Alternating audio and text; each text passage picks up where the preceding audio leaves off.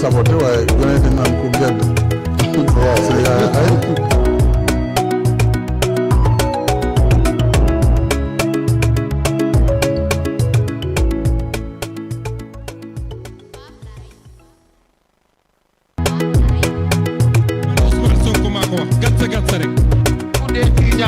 safara nga jëm du jeexa eexu bakkan la. Alors Adji Sarr et Ousmane Sonko de viols répétés et de menaces de mort. ma saboté waaye gone di naan ku gedd waaw sa yaay ay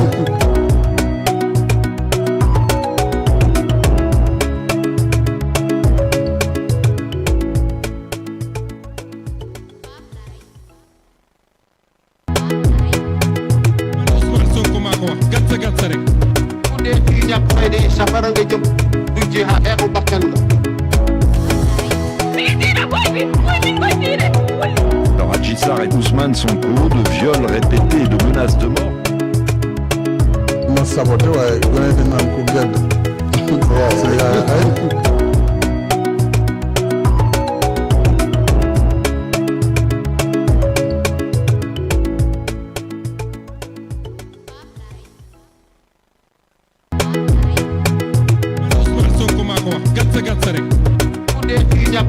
safara nga jëm du jeexa eexu bakkan la.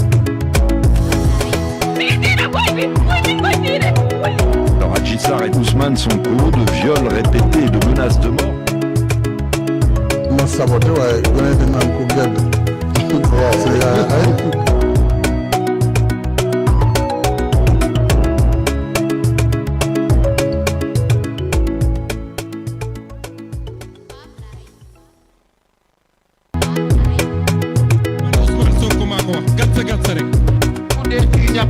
safara nga jëm du jeexa eexu bakkan la. Alors Adji Sarr et Ousmane Sonko de viols répétés et de menaces de mort.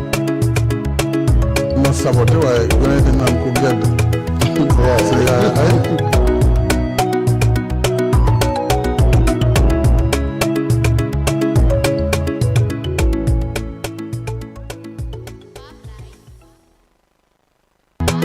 Jërëjëf Média am mbégte bu baax comme ni ñu ko baaxoo defee saa su ne seen émission La Quotidienne di ñëwaat ci plateau bi ñuy waxtaanee comme ni ma koy waxee chaque jour waxtaanee ci actualité politique actualité judiciaire wala économie saa yu ko laajee itam ñu ciy ànd saa su ne itam suñu ay chroniqueurs yi nga xam ne tey bon ñaar laa ci àndal ñi ci des temps yi dañuy daw Bachir maa ngi lay nuyu bu baax.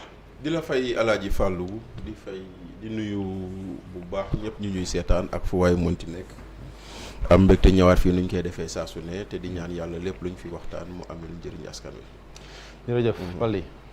Alaaji Fall maa ngi lay fay nuyoo di feddali sama mbégte ci taxawaat fii ak yow ak Mohamed Bachir di nuyu waale les absents mais surtout di nuyu sénégalais yi d'ici et d'ailleurs beral nuyoo ci seen biir ñi nga xamante ne constitue la communauté de La Quotidienne jiital ci Naar Fall seen 2D Youssouf Sakho Alsane Pléa Thierno Sey l'ami de Bachir et les autres ñoom ñëpp di leen sargal ci seen taxawaay mais di ñaan jàmm Sénégal di ko ñaanal sénégalais yëpp fépp fu ñu mënti nekk nga baal ma nag fausse introduction xaw ma parce que j'ai vu une dame du nom de Ndeye Issa Kébé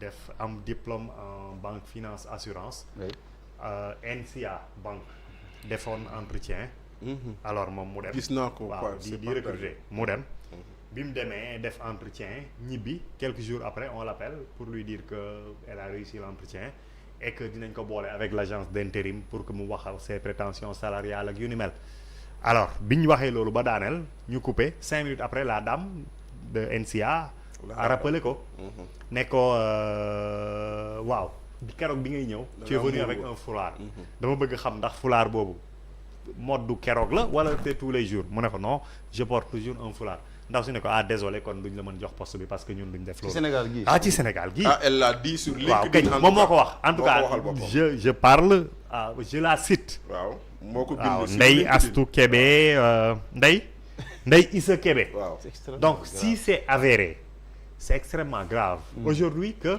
Sénégalais yi dañuy toog di yuuxu seen dënn yi di tàng suñ neen lee France dañuy bañ pokku sol fulaar duñ la recruter wala di la dàq ci alors que dans notre pays nga xamante ne culturellement identitairement dëkku jullit la ñu mën a discriminer nit sous prétexte qu'elle porte le foulard alors que ci ay postes yu gën a important ci ay structures yu gën a mag NCA banque boobu noonu dañ fay gis des femmes voilées donc loolu discrimination la boo xamante ne dañ ko war a dénoncer mais autorité politique yi nekk ci dëkk bi waruñ ko seetaan Moi, je pense que NCA Waruñu. war nañ si mais programme. au-delà minimum, Baldi, ouais. au-delà parce que elle l'a dit sur son compte LinkedIn. ak Les sur gens- Facebook les gens l'ont capturé dugal ko ci Facebook. Mais en fait tu t'interroges que font les médias. lu mel noonu est-ce que laajul woon des journalistes dem seeti waa NCA ne leen qu'est-ce qui se passe qu'est-ce qui se passe réellement mais gisoo kenn ku ko def. oui Donc ça appelle encore à un traitement des médias boo xam ne bii nii au lieu d'être ce tamis-là que nous devons être pour di segg information yi da ngay mujj doon lantinoor lu ñëw rek jàll parce que lu mel nii quand même ça aurait mérité un débat mën nañ ko commencer parce Waaw. que tey loolu bokk na suñu thème mooy le traitement d'information au Sénégal les médias dafa mel ne dañuy toog rek stagné wu ku ñëw jox leen ñu sotti amul recherche amul dara sur le plan politique sur le plan droit moo nekk sujet yi nga xam ne moom jàpp nañ ne mooy bokk na si gën a décrédibiliser la presse aujourd'hui non au Sénégal xam nga dafa am heureusement que ñii nekk ci médias yi bon moi je suis toujours des médias même si je suis à la périphérie ñi nekk ci médias yi au moins ils ont compris une chose toog nañu woote concertation nationale sur la presse assise nationale de la presse woote nañu assise seen assise yi nag bañ ko woote dañoo créer ay commission teg seeni commission ñu ngi daje maison de la presse di liggéey xamaguñu luñ ñuy xellil waaye nag fu ñu woote assise rek c'est parce que problème am na normalement oui non loolu moom mooy lu leer Oui, quand même. fu ñu wootee assise c'est parce que problème am na waaw c'est problème am na te problème bi fu mu toll nii gis nañ ko il est à plusieurs niveaux oui benn ci niveau yi y a un problème de formation maintenant nag c'est pas propre aux médias un problème de niveau général sur l'éducation qui se reflète dans les médias dans les médias oui. loolu am na ndaxte fàllu bu njëkk ba ku amoon bac ku amoon licence bu làkkee tubaab nga kontaan léegi ñun suñu classe gi dañuy am master 2 phrases correctes mënuñu ko aligner donc ça se reflète sur également les médias loolu benn la mu am beneen problème boo xam ne bii nii les médias dañ ko dundaale et tout c'est un problème de cadre c'est un problème de cadre disons institutionnel gis nga Paldi bëri na ngay gis ñoo xam ne ñu ngi ci médias yi bu ñu leen waxoon lu ñuy fayee ko nga yéemu parce que dinañ la dugal dans un cycle boo xam ne de starisation de sorte que yow doo ci mën a génn alors que tu vis une précarité terrible waaw man wax naa ko fii un jour te dinaa ko waxaat tey man il a fallu ma génn ci presse pour am numéro IPRES alors que moi j'ai travaillé plus de 15 ans dans les médias fu ma nekkoon di liggéey mosuñu ma enregistré à l'IPRES et combien de fois nga traité de cas similaires dans mais ton journal voilà des gens qui disent que oui reversement IPRES lii ben voilà ñun man fu mu toll nii da nga génn soog a am numéro IPRES donc ak yeneen donc après loolu ça a un reflet sur le traitement maintenant nag ñun aussi on a une société qui est assez bizarre te man dama koy xool tous les jours parmi les internautes connectés quand on nous regarde indil sujet politique sujet Ousmane Sonko nga laal 500 personnes connectées indil beneen sujet économique nga laal 30 personnes connectées donc finalement quand le média est dans une logique économique danaan man dinaa xool di def loo xam ne moom la nit ñi bëgg ça crée un réflexe le caractère commercial la ñu gën a privilégié le caractère commercial prend le dessus sur le caractère le traitement sur l'essence même du journalisme parce que aujourd'hui loolu ngay jiital ko ba de sorte que finalement les gens parce que man je donne un exemple am na un jour benn site internet invité ma dem toog ñu wax ba pare ma génn ñibbi j'ai fait une remarque sur la semaine ñu dajale 5 jours man nag moo booy ma invité moo ko ma ne ko booy ma ne ko j'ai vu que dans les 5 jours de la semaine tu as fait tant d'émissions et tu as fait tant d'émissions avec nit ku bokk Pastef wala ku jege Pastef mu ne ma grand ñun ay vues la ñuy wut assumé ko waaw ma ne ko non mais attends mu ne ma non grand waa Pastef ñooy connecté ñun ay vues la ñuy wut et il me le dit comme ça. Mais d'habitude ce sont peut-être les médias en ligne. Oui, parce que c'est YouTube presque moo leen parce que c'est un modèle économique nouveau bu ñu xamul woon. Les médias en ligne, plus tu as de connectés, plus tu as de vues, plus YouTube te paye. Parce que ta plateforme est utilisée comme support de publicité. Donc de ce point de vue, je comprends. Mais xam nga quand même aussi, comme on dit, lan la waa ji doon wax Hubert Beuve-Méry, il ne faudrait pas que nos moyens de vivre compromettent nos raisons de vivre. Voilà. C'est-à-dire que Hubert Beuve-Méry, c'est celui qui a créé le journal Le Monde. Donc loolu la daan wax. Que nos et le cafard. Oui. daf ko doon reprendre. Voilà. Sénégal daf ko doon reprendre. Exactement. Il ne faudrait pas que nos moyens de vivre compromettent nos raisons de vivre. Donc là, on est dans les moyens de vivre qui sont en train de compromettre la raison de vivre de la presse. Donc la presse, elle a 3 rôles: informer, divertir et éduquer. Mais malheureusement, le rôle d'information est tronqué, le rôle d'éducation est oublié, il ne reste que le rôle de divertissement. xoolal télé yëpp et ça pervert. xoolal télé yëpp pratiquement c'est les mêmes types d'émissions. Aucune créativité, les mêmes types d'émissions. Deuxièmement, c'est pratiquement les mêmes contenus. Des fois il arrive que Bachir Fofana toog fii ak benn waay mu def une belle émission, dans la semaine tu le retrouves dans tous les sites. Donc il y a pas de créativité. Loolu noonu yëpp ça se retrouve. Et maintenant sans compter le problème des lignes éditoriales, ñu am seen journal doon ay acteurs politiques jàpp seen quotidien, seen télé, seen rajo def ko seen moomeel bopp. Acteur économique boo xëyee tous les matins midi soir da yow chaque jour yow la ñu tudd et tout.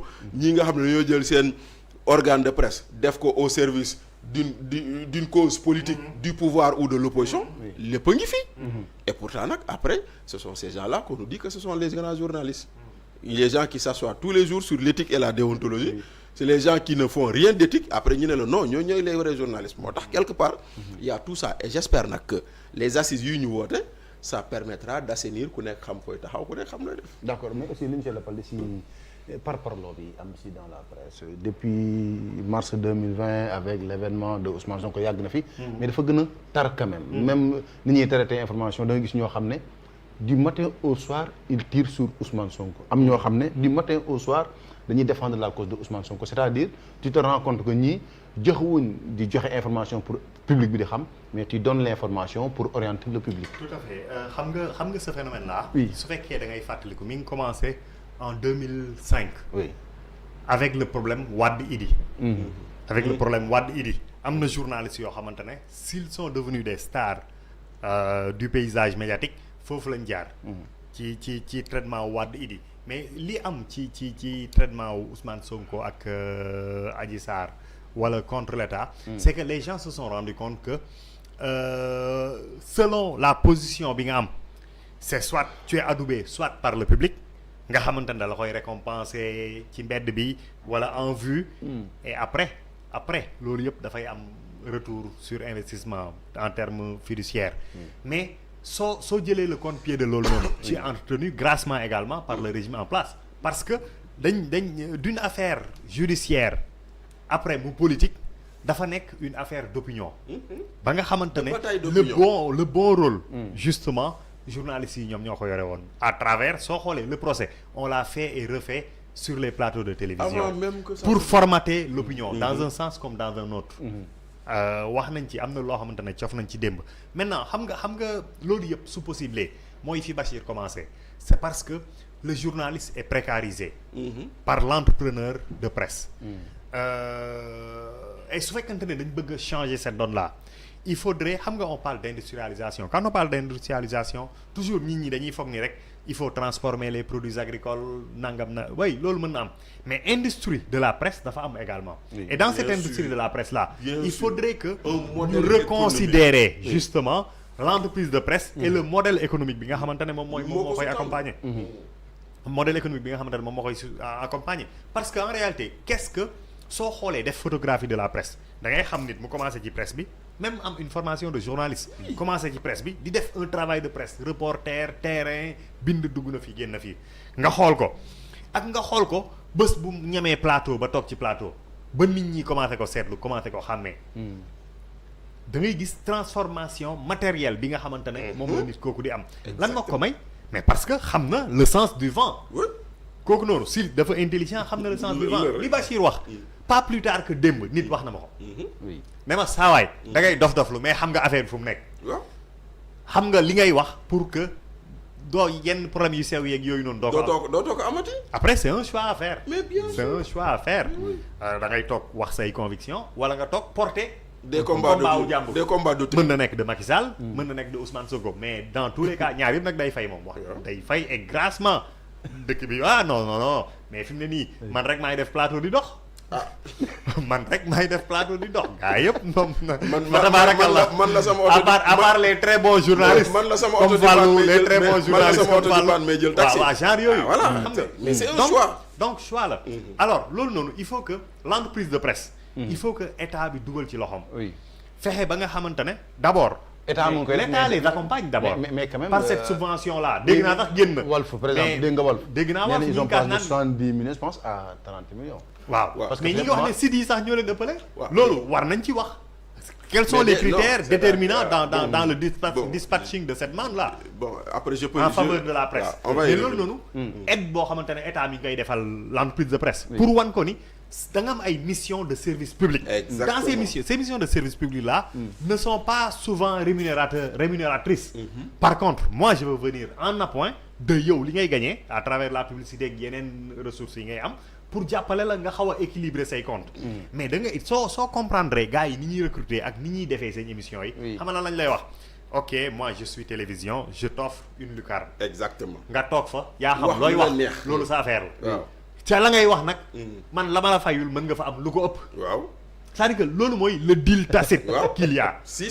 moo tax lu tout ma le la- monde se reconvertit du ma la fay mais du ma la fay non non waaw yow du ma la fay jox naa mais micro- jaayal sa bopp jox lañ naa la wax. micro jox la caméra waaw, jaayal sa yow bopp lañ wax. jaayal sa bopp jaayal lu waaw. la neex mais man ça grave. peut être Man dangereux maa ngi quand même pour Non, la c'est presse. très c'est dangereux. dangereux C'est Moo hyper tax- dangereux. moo tax nag moo tax cette faillite là de la presse surtout dans ses rôles principaux mooy li Bachir rappelé léegi informer suñ duggee ci informer juste et vrai ay waaw informer juste et Informer vrai juste Mais et vrai. qu'est-ce qu'il faut pour informer juste et vrai juste et vrai est-ce que journal bi ñu ngi ci loolu suñ jotee une information est-ce que ñu ngi ci recoupement xaw ma mais triangulation exemple ay xaw ma affaire yooyu jëlal noonu. exemple démb fii nii tu entends Cheikh Tidiane Dièye qui dit Oui. Ousmane Sonko est entré dans le coma xaw ma dafa déggu coma xaw ma dafa Daa il a eu un malaise je sais pas Oui.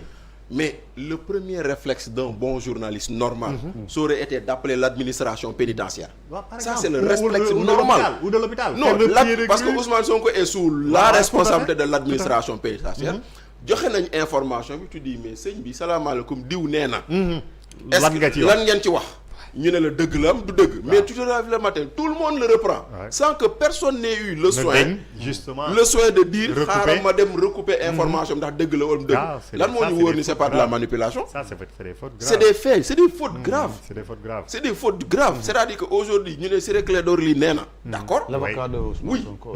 il a autorité pour parler Tout au à nom fait, de Sonko tout à fait. mais est-ce que lu muy wax dëgg la wala day wax loo ça xam ne sert sa stratégie ça sert sa par rapport stratégie à la défense de son c'est-à-dire client que le journaliste doit comprendre que il fait l'objet de manipulation quotidienne loolu bu ko kenn bañ Tout à fait. le Et de journaliste tout qui bord. refuse de se faire manipuler tu n'es pas un journaliste journaliste. mais maintenant xam nga lu ñu lay wax faudrait pas que l'intérêt du manipulateur prenne le dessus sur l'intérêt de l'information De l'information. c'est ça la différence justement, foofu la mbir mi nekk justement. maanaam celui qui vient me donner une information bu ko arrangé wul woon du la ko wax dëgg la par Dëgg la. principe donc il cherche à t'utiliser il cherche à t'utiliser pour Comme faire canal de passer son diffusion. message loolu on t'apprend ça dès la Mais waaw bien waaw entendu. mi ngi ne mais maintenant on te l'apprend nga dugg di pratiquer fàtte ko wala bañ ko def Dëgg la. loolu voilà le problème mais pratique bi est-ce que du c'est la société des fois parce que je pense am na ko wax si yéen ñaar léegi moo koy imposer même la façon de traiter parce que yaa ngi koy wax léegi am na information yoo xam ne boo koy traiter di leen wax droit lii la si wax Oui. l'opinion ñoom seen gis-gis non diw dañ ko jënd diw dañ ko Mais finalement non, est-ce que du loolu mooy dénaturer mais bien sûr c'est-à-dire que on vient avec des a priori on vient avec des convictions et on voudrait que ces convictions soient confirmées oui par Par les celui médias qu'on a en face. par celui qu'on a en face donc loolu aussi am na maintenant nag après gis nga man li may wax toujours tam am na leneen loo xam ne c'est un faux débat dans la presse Oui, oui. Fallou l'objectivité n'existe pas dans la presse. On tend vers l'objectivité. Par contre, l'équilibre, loolu mooy nekk c'est la base. c'est la base. Ouais. Maintenant, le choix des mots rek montre un parti pris. Le choix d'un sujet montre un parti pris. Par exemple. Kon nag léegi nag après lan moo des bu quand tu auras choisi ton angle de traitement les mots que tu utilises. Maintenant après c'est d'être équilibré. mooy maanaam Bachir ak Fallou ñoo xuloo Paldi bu koy wax du ne Bachir caw na Fallou wala Fallou caw na Bachir di nga ne xeex am na wala di nga ne Fallou domine mais lu Bachir def aussi. Mais quelquefois am na par exemple je reviens aux différents Abdoulaye Wade Idrissa Seck. Oui. Une certaine presse Oui. quand il parlait par exemple de ceux qui étaient restés avec Wade au palais Oui. il les appelait les faucons. Waaw. Man pour man rek loolu c'est prendre parti déjà dans ce Mais différent bien là. sûr. Quand faucon mooy lan. Ouais, Kan mais mooy faucon, les kan vata en mooy- guerre. kan mooy- waaw, Colombe justement, kan mooy faucon c'est-à-dire kan mooy que colombe. Colombe. Donc ci yenn expression yi ngay utiliser pour Yombul caractériser nag, yombul nag. waaw justement. Yo- c'est-à-dire que journaliste mooy def Oui. ce travail là sur lui de s'élever au-dessus des contingences. mais loolu daf ci am solo beneen bi après. aussi j'espère que les assises dinañ ko génne il nous faut une classification J'espère qu'on a claire. invité sur les tentatives.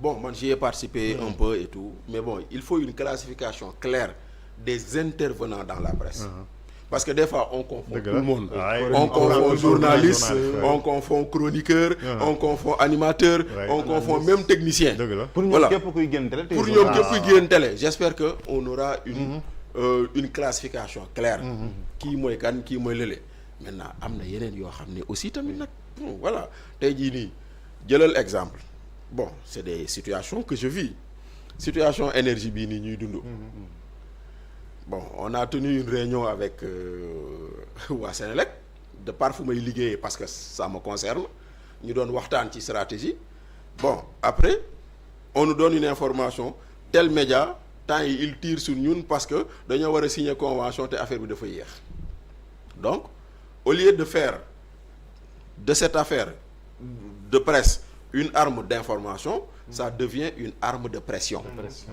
La presse n'est plus cette arme qui elle devient une arme de pression. loolu c'est courant également. Après nag c'est courant également daan nga dégg fii nit ku def chronique junj benn affaire ne dinañ ci ñëwaat nga toog di xaar semaine prochaine doo ko gis. suñ demee bay wax porte Voilà. presse. Voilà. presse Donc man xam nga dama- yooyu yëpp donc maintenant aujourd'hui et c'est ça le drame dañ la naan man da nga gis ku la naan mais ça va yow fu nga toog foofu noonu yow bu la neexoon nga lekk si lu la neex mais moi j'ai fait le choix de ne pas vivre comme ça j'ai fait le choix de venir dire lu ma xalaat dem ñibbi malgré tout ce que j'entends que les gens disent des fois Paldi fait ce choix là mais am na koo xam ne tribune bu ñu ko jox c'est un tribune boo xam ne jox naa la audience ñëwal barkeelu si lekk si loo bëgg mais gis nga lu ñuy wax nii tant que egguñu si Oui.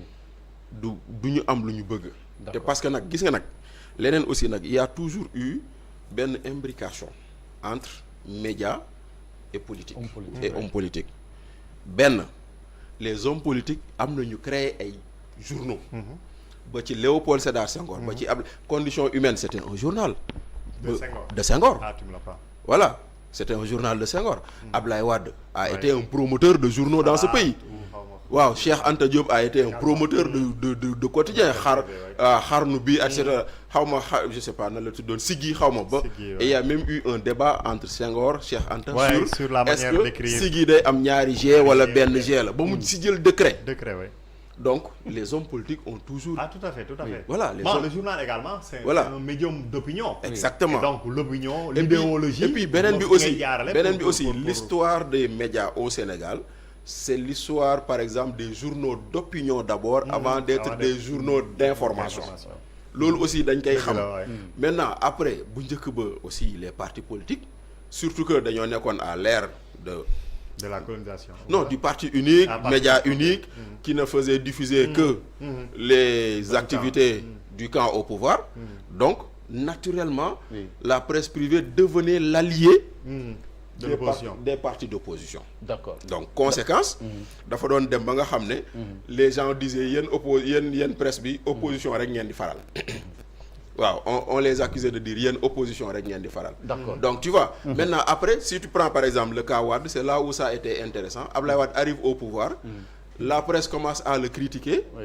il l'a mal vécu Oui. Et Parce il que- crée ses jours. ouais, et il crée ses journaux Oui. Donc c'est là, c'est ce qui amène les journaux pro-pouvoir.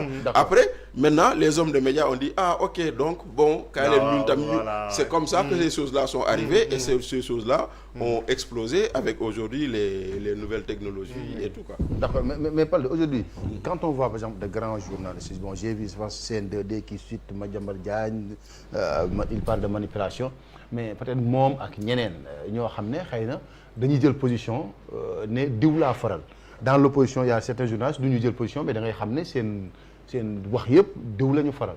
Alors c'est vrai que lu loi tere mais est-ce que suñu démocratie yi nekkul loo xam ne mën na jural askan bi quand même ay jafe-jafe si wàllu seen dundin ak wàllu politique ak voilà si affaire droit yu ni mel. Fallou xam nga d'abord il faut ñu wax faral journaliste. faralam fan la mën yam. C'est-à-dire que journaliste bu ne diw laa faral normalement affinité d'opinion idéologique lay nekk. wala boog vision nga d'accord ci. mais loolu noonu donc dans la théorie ak ci option économique de développement yi muy jël social et politique da nga koy défendre parce que loolu dafa bokk ak yow sa gëm-gëm wala sa gis-gis. wala mu convaincre la ci. mais diw laa faral def na scandale dama koy défendre loolu tu trahis. C'est-à-dire ton sacerdoce su fekkente ne da nga jàpp ni dañ la naan faral être de la presse loolu kii la dañ la naan faral sax c'est dans le commentaire. waaw déjà les faits moom les faits sont sacrés. Voilà le fait tu vas le dire après maintenant dans le commentaire bu la neexee nga jël position. foofu la ñuy waxu faral ak yooyu mais pas dans le fait mais fii les gens dañuy ñëw ñu jël fait tronqué ko ba pare nag commencé kii ñu jël fait bi présenté ko noo xam ne nii ce n'est pas comme ça donc voilà. loolu mooy problème des fois loolu moom à mon avis moom mooy problème d'abord ñu wax ci faral bi naka le journaliste war a faree ak naka la war a contrer mais loolu noonu su passé su événement amee boobu moom fait yi lay nekk c'est-à-dire que da nga war a restituer fidèlement fait yi nga xamante ne moom moo am maintenant sa question mooy exactement nga ne ta question m'a un peu échappé.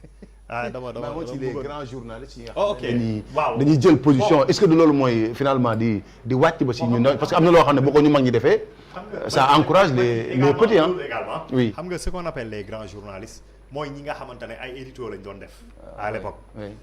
Par exemple un Bara Diouf quand il y avait un événement majeur dans la vie de cette république dafa doon def édito tagg Senghor tagg Abdou Diouf Ousmane Tanor ku ko neex mais en tout cas le parti au pouvoir après mais loolu bi mu commencé ba avènement wu journaux yu crédibles yi bi mu ñëwee genre Sud Hebdo Sud Quotidien Walf ñoom tamit dañu am seen ay éditorialistes yoo xamante ne ñoom seen bos peut-être que c'était plus auto-centré sur maintenant le vécu la réalité gi yooyu noonu mais loolu noonu moom moo créé si on peut le dire les premières stars ba la génération à Latif maintenant Latif li ñu ciy changé mooy Latif dafa bind ci gestion wu Ablaye Wade par 2 fois comment def ay révélation ay scandale c'est Abdou Diouf d'abord en 98 il avait écrit sur Diouf waaw 50 ans de pouvoir de parti socialiste dëgg la effectivement dëgg la 98 donc loolu noonu également daf ko propulser au devant de ñim bokkaloon presse bi yëpp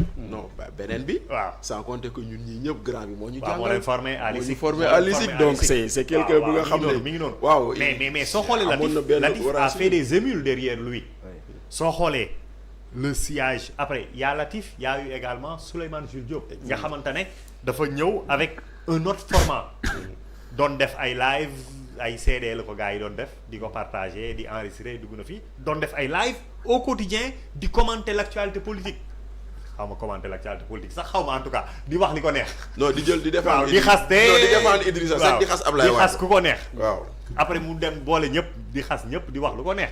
mais donc soo xoolee léegi nag à leur suite li fi xew. pour man loolu rek la.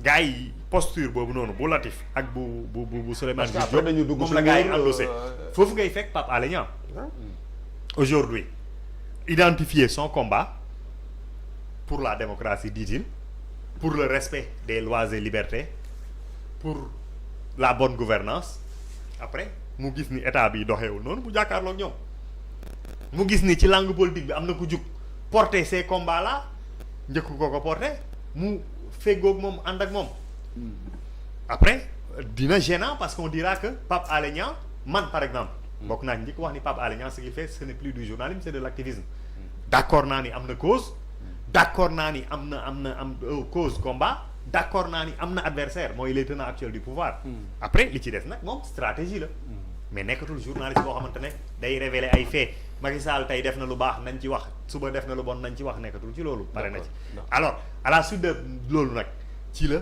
genre plateau yi commencé am doole et loolu noonu plateau yi tamit li ko indi événement la circonstance politique la mooy le débat sur le 3e mandat ci ngay gis Yaxam Thiam Aliou Ndiaye ak kan donc genre génération boobu ci lañ investir les plateaux commencé nag ñoom di def chronique au quotidien toog di wax di apprécier les hommes politiques les projets politiques ainsi de suite ci la émission yi kii léegi nag mais problème bi mooy émission yi au début télé yi ñoom ñoo ko commencé woon mais daf leen rëcc te sites yi ñoo plage da ngay gis site boo xamante ne 2 émissions la am et c'est très suivi. wala boog 2 émissions est-ce que tax day am jour saa yu leen neexee ñoom client daal dinañ taal seen def teg direct après di dagg di dugal ba nga xamante ne léegi waa presse bi ci boppam ci seen métier dañ leen mettre en minorité dañ leen rabaisser donc li ñuy def ce phénomène d'adaptation bi ñu tenté moom moo tax nag xàmmeetoo même le vrai journaliste porteetul l'éthique la déontologie les règles du journalisme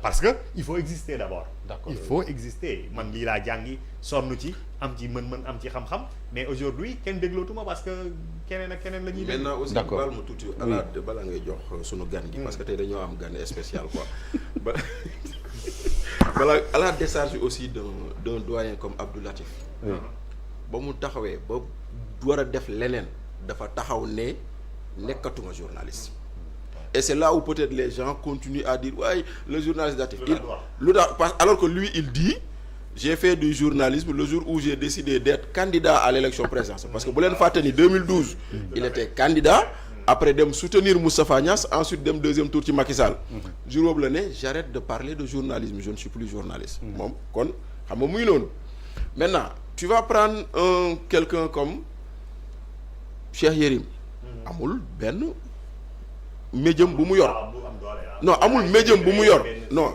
bon il a créé chez moo fi créé woon Dakaractu waaw après il avait créé Yérim Post je pense que il l'a fermé ou ça ne marche plus mais l'un dans l'autre aujourd'hui quand tu l'amènes sur un plateau c'est un gars qui vient donner ses opinions maintenant ses opinions yooyu noonu muy joxe il est dans la partie opinion mais malheureusement les gens en l'écoutant on continue de le voir comme le journaliste qu'il fut tu comprends c'est le cas de Madiambal il a ses lundis où il dit lu mu xalaat ci actualité mais loolu noonu ça ne fait pas partie de la rédaction du journal mais malheureusement on continue à l'identifier il a réussi ça à ce truc waaw parce que moom on ne sent pas les positions de politique de Madiambal dans le dans ses chroniques waaw non pas dans ses chroniques sax mais dans la ligne éditoriale du quotidien mais même bi la maintenir mais voilà le journal Le Quotidien du point de vue du traitement de l'information mais le journal est très critique à l'endroit du pouvoir malgré que Madiambal sax dans ses chroniques non Madiambal day daal ci kaw Macky beaucoup sur le pouvoir waaw mais le jour où il a fait son post sa chronique là pour dire que ils ont fait pire sur le foncier que les Wade là mais attends il fallait oser le dire et il l'a fait donc ça veut dire que mais maintenant après c'est ça l'opinion nit ki day wax xalaatam maintenant malheureusement des fois bu la arrangé nga ne il est bon bu fekkente ne arrangé wu la nga ne c'est un vendu c'est un truc etc mais ñoom ils sont pas dans le journalisme de ils sont pas dans le journalisme donc moi je les considère pas comme des journalistes je les considère comme des acteurs publics ou des acteurs médias qui donnent leurs opinions mais c'est pas des journalistes parce que nekkuñu dans l'écriture au quotidien des articles nekkuñu dans des reportages ak yooyu noonu etc d'accord alors Pape aux États-Unis en France on a vu des médias yoo xam ne dañuy prendre cause et effet peut-être pour un parti politique mais dans leur traitement ci seen information non garaawul xam nga léegi kii la léegi comme posé le temps la xoolal numéro bi mu retiré fiche yi laay dévoilé léegi ce numéro d'accord sa lan jël na fiche te boo léegi waaw léegi mu matal parrainage leer laa la wax d'accord ok te léegi mu matal parrainage. D'accord. Bachir maa ngi koy nuyu bu baax di nuyu Paldi. di la nuyu El Hadj Fallou Khouma ak ñi nga xamante ni ñu ngi suivre CNM yëpp. Effectivement débat bi ma leen fekk c'est tellement passionnant que j'aimerais bien sax. toog di déglu quoi parce que voilà.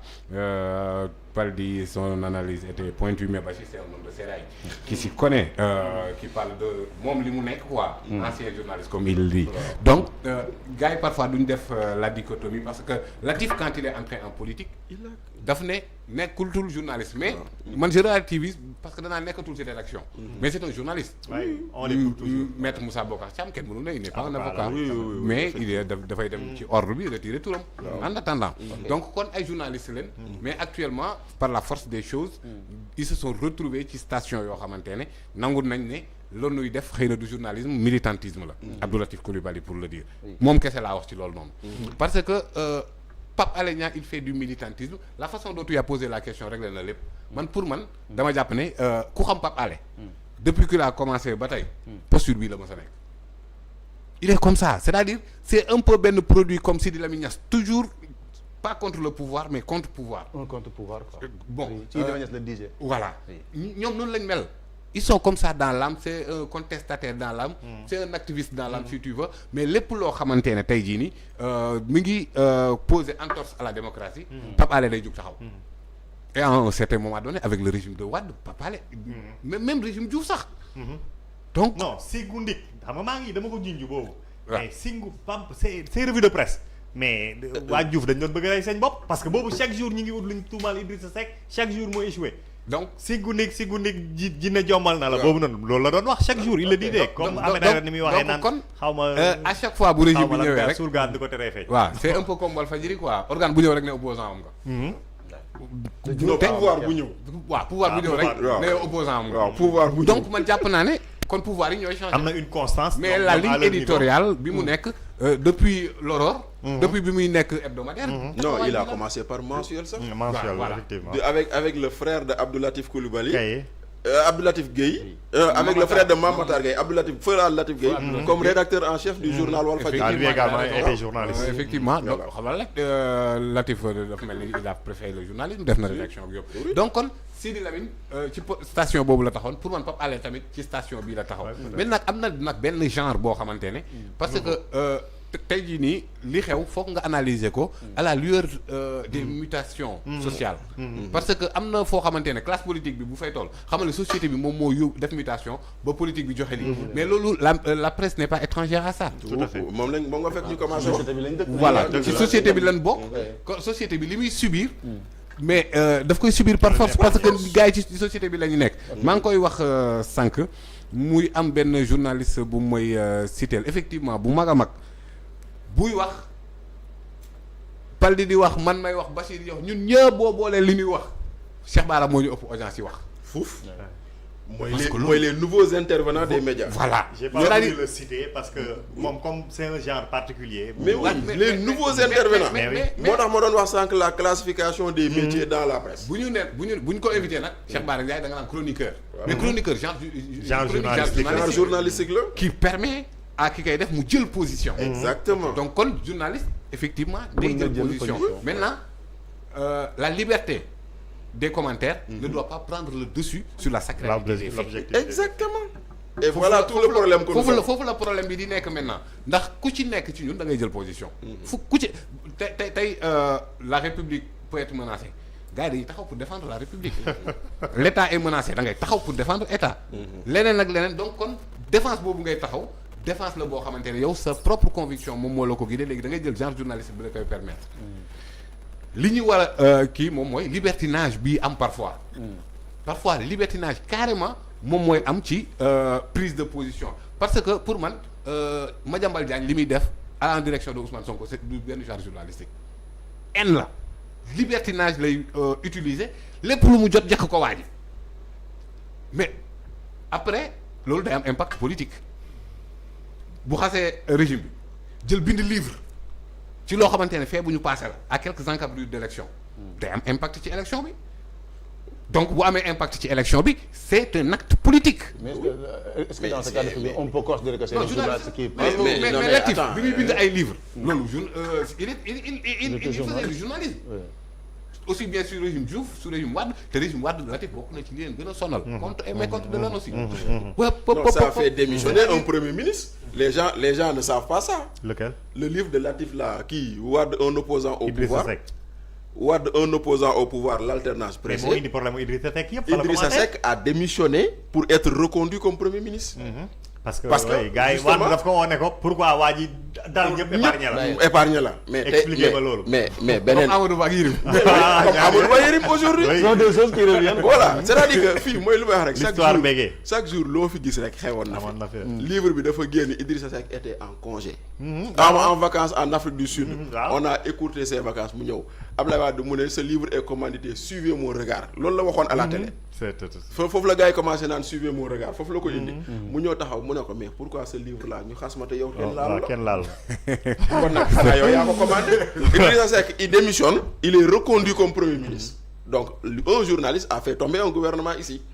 Donc c'était de l'investigation journalistique. Ouais. Et pourtant quand tu demandes à Latif il te dit lu ma amoon ci information bugguma woon engager la responsabilité de Sud Quotidien. Parce que c'est là où par exemple le journaliste peut se donner cette liberté en écrivant un livre. Parce que boo dewee Walfadjri wax loo xam ne day engager la rédaction de Walfadjri dañ lay jëlaale koo xam ne yoonam nekku ci. surtout que mën na subir les foudres du régime. Exactement. Et d'ailleurs ce ce livre il s'en est suivi que Sud Quotidien a subi drastiquement les foudres du pouvoir. mu dem ba fu mu toll nii ils ont été obligés disons parce que c'est ce qui a tué Sud. C'est ce qui a pratiquement tué Sud. Parce que pouvoir bi da ko xeex ba ñëpp xam ni pouvoir da ko xeex. les gens non mais ma may la beneen ma may la beneen Oustaz Alioune Sall mii. Oustaz Alioune Sall mii ak rédaction Sud FM ñoom ñëpp dañoo xëy ñoom ñëpp buub leen yóbbu leen dik parce que Mohamed Gassama qui était leur correspondant à Ziguinchor avait tendu le micro à Salif Sadio. matin tey fajar ñu débarqué ñoom jël lépp matériel yëpp yóbbu kon voilà on est passé par là. donc yooyu ça signifie que ni tout ce que surtout yenn presse yi avec benn ligne éditoriale bi notamment Walfadjri mi ngi casse ay affaire aide à la presse ak yooyu te foog naa loolu sax foog nga tegaat ko sur la table. loolu lu aide à la presse war nañ ci wax. c'est-à-dire état di jël di ko dimbali di leen dimbali. dimbal waaw mais xam nga nag dimbal moom ku la nekkee dimbali. déedéet. bu dee noonu rek la tudd. dimbal ci deniers publics la. donc non mais c'est-à-dire moo tax ma ne nañ ko xoolaat. du sarax de. nañ ko xoolaat. waaw dañ ko war a xoolaat. xoolaat ba xoolaat état mooy toog rek joxal ma kii. mais parce que bu dee ça s'appelle aide à la presse rek. qui prévalent. mu koy réussir ci anamu aide rek moom. moom ku ko neex lay aide ku ko neexul bàyyi. parce que kenn mënul comprendre. ay site bi ëppale ay Sénégal war a mën a ëppale ci aide à la presse Walfadjri. le groupe ce n'est pas passé. le groupe Walfadjri journal rajo télé c'est tout. c'est pas possible mais loolu li ko mën a justifier lenn rek la. mooy sa ligne éditoriale. Et pourtant Seneweb n'est pas tendre avec ce pouvoir. Ah bon? Ah oui, oui. Dans ces émissions. Mais non, mais là c'est là que fait la part belle là. Seneweb fait la part belle là. Donne le micro. yi ngay suivre si Seneweb la wala. Non. wala parce que boo suivre benn banc public. xaw ma lan bii am vendredi banc public la. waaw mais banc public. Non, ay parce que da ngay- contempteurs du régime ñoo fa. La preuve Thierno qu'on disait être pro régime sax gars yi dàq nañ ko foofu. non doucement Mansour c'est un journaliste. formé à bonne école équilibré. journaliste. waaw. Équilibré si tu peux le dire. Parce que man ma dire ay journaliste dafa nekk ah. il est ay relations internationales la jàng di wax xalaatam. Chroniqueur. waaw Siré candidat la. donc voilà mais am na yeneen i émissions yoo xamante ne voilà gars yi mooy loolu de. da ngay jàpp ne dañuy. Non mais gars yi gis nga sëñ li c'est très clair. Man xam naa quelqu'un qui est un di nga critiquer mais di nga bàyyi benn buntu soutien de ce régime. mu ne ma su may décliner samay émission je tape sur le régime ay pro Sonko laay invité parce que dama bëgg am vue yu bëri yu dul jeex sama affaire. Mais waaw xam naa ko. donc loolu c'est loolu c'est de l'escroquerie. si tu veux. Mais oui oui, nee na élection yi su jegee mu def leneen jàppale candidat. Mais oui. loolu escroquerie. c'est-à-dire que enjeu yi. parce que bu dee yow da ngay def benn affaire. C'est-à-dire que non attention nag c'est-à-dire que man en fait c'est-à-dire que le fait qu'on ait donné. xam nga sur ce plateau là xam nga on n'informe pas on reçoit une information. Non, on la qui fait l'actualité on la commande. le médium la wax ne. waaw lii la ko léegi non utilisé mais xam nga parce site que yi amuñ léegi journal defuñu Pape information Moussa de. léegi Pape Moussa. defuñu information Pape dañuy Moussa. def tëj plateau. Je peux comprendre que Walf proteste parce que lu ñu ko jox ci aide à la presse par rapport à d'autres. 20 millions. c'est 30 dérisoire. wala 20. 20 ou peu importe, c'est dérisoire, je peux le comprendre. 70 là. Et pourtant je vais vous donner par le passé. Sous Bakar Dia amoon na une distribution de l'aide à la presse boo xam ne Sidy Lamine da ko contesté woon. xam nga l'aide à la presse c'est un arrêté ministériel. Sidy Lamine avait contesté cet arrêté au Conseil d'État. 1 an après, le Conseil d'État lui a donné raison. Sauf que malheureusement xaalis bi lekkoon nañ ko ba pare. Le coup était déjà parti. Kon ça veut dire que des gens contestent du lu bees que Walfadjri mais dañ ko war a fay ah. dañ ko war a fay. Mais non, juriste l'État reste lui devoir cet argent-là. non Ou alors le ministre qui engage sa responsabilité civile. ñu ne woy def nañ recours balaa recours bee génn datu manifestation. léegi maintenant dafa am aussi maintenant bi civil la. xaaral léegi sur les conditions d'aide à la presse. mais par contre les journalistes à la base. maa ngi pour ñëw. qui cette aide est faite duñ ko gis. maa ngi ñëw pour les parce que conditions aide bi c'est pour les conditions d'aide pour les Non, conditions non. d'aide à la presse. dañu c'est ne pour la benn presse oui. il faudrait que le journal s'acquitte de ses obligations sociales, en social oui. sociales, la déclaration fiscales. ouais. Benam Bachir Fofana buy liggéey Walfadjri dañ ko war a déclarer à l'IPRES, par à la exemple. caisse de sécurité sociale, Ouais, la sécu, mu am assurance maladie. ñu ne Walfadjri dafa war a fay ses impôts te qu'il ait un quitus fiscal valable. Après ñu ne la wala fam na loolu. waaw je sais mais je te donne les critères. Après ñu ne la léegi maintenant il faudrait que dans la rédaction qu'il y ait au moins un certain nombre de journalistes diplômés. Et que léegi avec léegi nag maintenant avec le nouveau code il y a même certains postes dañ la naan ku amul tant d'années d'expérience mënoo fa egg. Donc loolu yëpp da nga koy indi nga teg ko. Et maintenant ton tirage et tout après nag nga jël sa dossier nga dugal. toutes ces conditions là sont. J'espère. non loolu Moustapha Diop. buy jiite Oui, rédaction. ça fait 20 ans, ça fait 20 ans. Voilà. Man mii sax Moustapha Diop moo ma jiitu ci presse bi man ñoom mii. Biram, ñoom Voilà. Moussa Donc Tine, maintenant Moussa loolu yëpp Tine, boo ko defee day dem benn commission boo xam ne mooy def ay propositions. Mais qu'on le dise ou pas, après c'est le ministre qui décide. Maintenant le problème qu'il y a, bien sûr, c'est le ministre de la communication. Léegi nag maintenant le problème qu'il y a, moi je peux comprendre que Walf conteste et c'est tout à fait normal. Maintenant nag après si on veut nous dire Walf conteste parce que c'est sa ligne éditoriale, je dis que Sénégal boobu noonu ñu jox elle n'est pas une ligne éditoriale tendre vers le pouvoir. Donc la contestation. Bon, je vois quelqu'un qui dit que Walf et Seneweb sont des pro-Sonko. non. Bien sûr. loolu mën na nekk. Bien sûr. mais opinion la. Bon, opinion là, c'est-à-dire- bon, il y a des gens qui c'est-à-dire, commentent sur là. pro Sonko bi ni muy intervenir Sénégal noonu la pro Macky bi di intervenir. oui. noonu la Tout- pro tout- régime tout le bi monde di- intervient, non, ñëpp ça, ay intervenir ça, tout le monde c'est vrai. intervient. Walfadjri du def émission te invité wul waa nguur gi. waa benn. ah. Ouais, mais dans l'orientation de l'invitation de l'émission. ñenn ñi dañoo bañ dañuy bañ a ñëw. Dans l'orientation de Loo ci l'émission, qu'est-ce que lan nga ciy mën bu boobaa donc kon aide à la presse man déjà mu tur bi rek war nga koo soppi. Tudde ko tur bi rek waaw. par Beaucoup exemple de dignité quoi. quand même. Aide à la presse. subvention non à la man presse. non mais dans l'aide à la Mais c'est presse. parce que ba pare la presse- Sénégal ñoo Baldi, woon seetaan. Baldi, ay dans- Sidi Lamine la ñuy jaayal aux non gens non chers non xam ses nga effets lan moo tax personnels. muy nekk aide. Pas- parce que c'est une entreprise commerciale comme toute autre waaw la léegi presse. nag léegi nag beneen Les autres dossier. entreprises commerciales kenn aidé wu leen su ñuy aider la presse c'est parce Mais que qui dafa les am des aide rôles finalement des missions. Qui les Léegi aide nag. finalement le contribuable sénégalais. Oui, Si, ça vient. mais à travers l'arbitrage du président mais du fan ministre. ngay fekk après ku nekk dañ lay jox le contribuable sénégalais ne oui nañ tijji cagnotte pour Walfadjri. mission mais loolu su leen neexee. mission c'est une mission de service public. Tout à fait. Parce que le principe constitutionnel moo di ni tout citoyen a droit à l'information. muy benn. Après l'État doit donner aux citoyens une information juste, crédible, machin, etc. Mais l'État ne peut pas satisfaire cela. Donc conséquence l'État est obligé de s'appuyer sur des entreprises privées.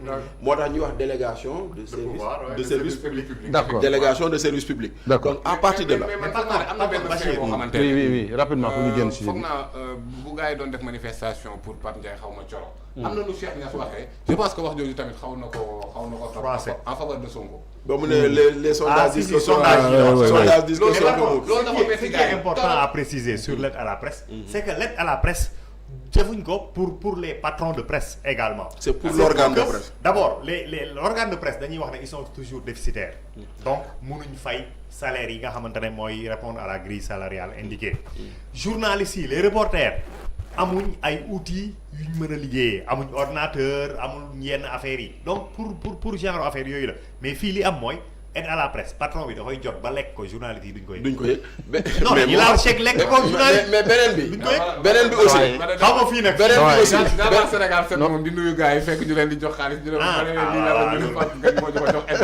mais beneen bi dans l'aide à la presse il y a beaucoup de choses aussi il faut le dire il y a la formation des journalistes ci biir aide à la presse bi parce que tey jii nii une partie de l'aide à la presse dañ koy utiliser dem CESTI fay fa pour que ceux qui sont dans les rédactions et qui n'ont pas de diplôme ñu mën a dem jàngi formation diplômante ci aide à la presse lay génnee aide à la presse boobu tamit ça aide les correspondants régionaux. mais loolu état dafa ko waroon def ay bourse rek moo gën. waaw mais non dañ koy dévoyer xaalis bi du CESTI du ko gis. non c'est une fois non CESTI mooy jot xaalis bi ñu envoyer les journalistes CESTI lañ koy def directement. CESTI mooy jot xaalis bi ñu envoyer les journalistes à la formation. beneen bi les correspondants régionaux. Oui. d'habitude xëy na léegi. xaw ma sax xëy na RTS dafa non RTS dafa am une autre subvention RTS day bokk ci aide de la presse RTS day am subvention bu ko état di jox chaque année. léegi nag maintenant pour terminer sur ça gis nga dans les rédactions si correspondants yi dañ daan am problème pour fu ñu amee seen. local fu ñu defee kii. d'habitude avec les connexions internet. l'aide à la presse servait aussi dans chaque région à avoir un local presse où tous les correspondants se retrouvent def fa connexion ak yooyu noonu yëpp c'était payé avec ça aussi loolu aussi am na loolu tam bokk na ci. c'est ça l'idée de départ quoi. mu ngi si ba tey sax maintenant nag mu am partie boo xam ne dañ ko doon jël nag jox ko patron yi maintenant bëri na si ay patron waaw bëri na si ay patron yoo xam ne bu ñu jotoon ñu dugal seen poche te doo yëg loolu mënatul nekk. waaw parce que tey mu ngi nii tout le monde discute de à la presse donc kon mënatul nekk loolu. mënut a réer. laajal Moussa dafa la jot léegi. Moussa Faye jot na. ah boobu boobu Moussa Faye jot nga wala jotoo. non de Moussa wuy sa gars yi ndax. Moussa jot nga aide à la presse wala jotoo. xam naa ne ñu laaj ko Aram dana ci xam dara. jot naa ñoom ñëpp jot nañ ñoom. d'accord alors oui. li ma bëggoon a daanelee daal mooy. oui position. média yëpp a ko am. tout à fait. ku foo dem. am na ku jël position. mën nga ne TFM dafa jël telle position. mais gis boo waa nguur ga di saaga Bouba Ndour. xalaatam la joxe parce que moom la. Birima Ndiaye ñëw jaar fële. ci faara ñëpp ku ci nekk. yow ñëwal assumer sa position léegi nag médium bi nga ko jaarale est-ce que daf ci am responsabilité ou pas. la voix de l'APR passe par Walfadjri. dafay jaar Pape Thiam jaar na fa vendredi saaga ñëpp dem yoon. kenn nii la taxawee di saaga. way ay muy garaaw. kuy Pape Thiam boobu. benn inspecteur des impôts bu yor mouvement waa Diourbel. waaw Diourbel très bien Diourbel d'abord ñëpp la saaga dem ñibbi dara donc kon. on donne la d'accord le micro à tout le monde quoi. voilà exactement. donc stigmatisation yeeg kuy Pape Alé bu amee position Madiambal am na yu gën a garaaw teewut ku ci nekk rek yow assumer li nga doon. Sénégalais dinañ apprécier. mais c'est là où moi je loue la franchise de Madiambal. Il dit moi je soutiens Macky Sall sama xarit la et je l'assume. Là où d'autres soutiennent des acteurs politiques et n'osent pas l'assumer. man c'est-à-dire que entre un Madiambal qui dit man Macky laa àndal mais moom nii la mel. il soutient yow yaa wax loolu. non yow yaa wax loolu man je ne parlais pas de Pape Alé moi je parlais de d'autres gens. bu nekkoon au pouvoir suba. man je parlais pas de Pape Alé man je parlais pas de Pape Alé je parlais des autres mais c'est-à-dire que tey jii il y a des gens qui sont dans ce métier qui sont dans des plateaux qui ont des positions affichées pour des acteurs publics mais qui ne l'assument pas.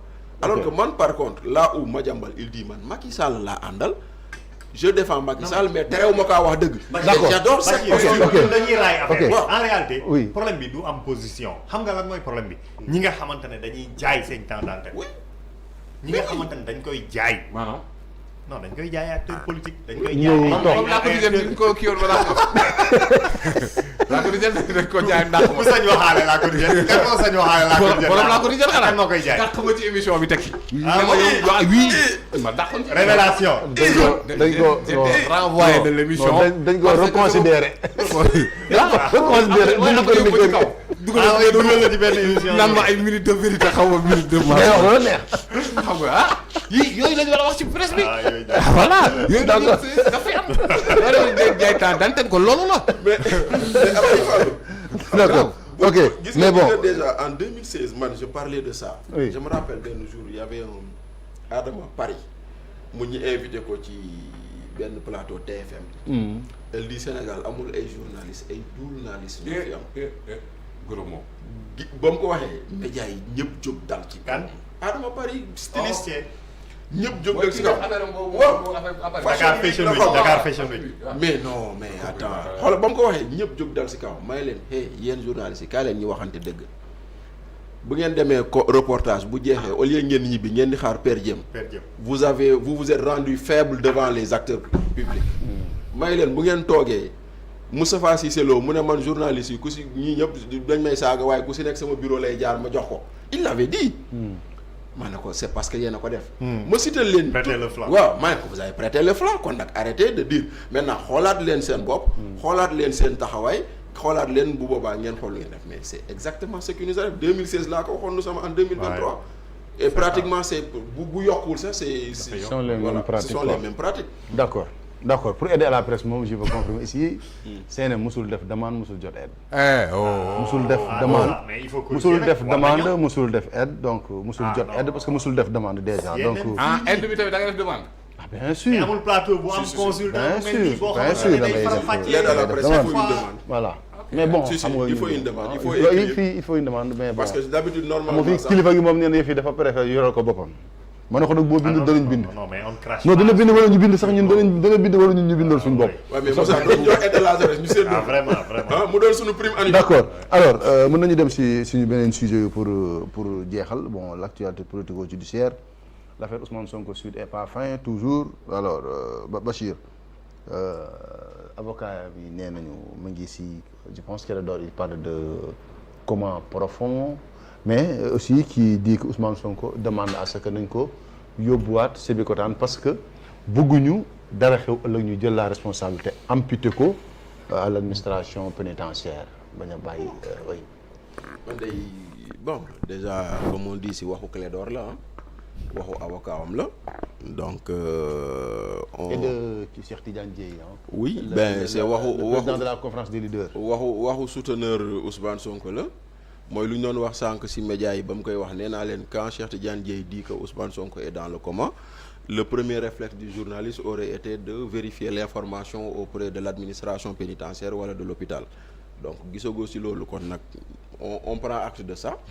Maintenant Ousmane Sonko nous a demandé à réintégrer Diamniadio xam nga Sébikotane bon.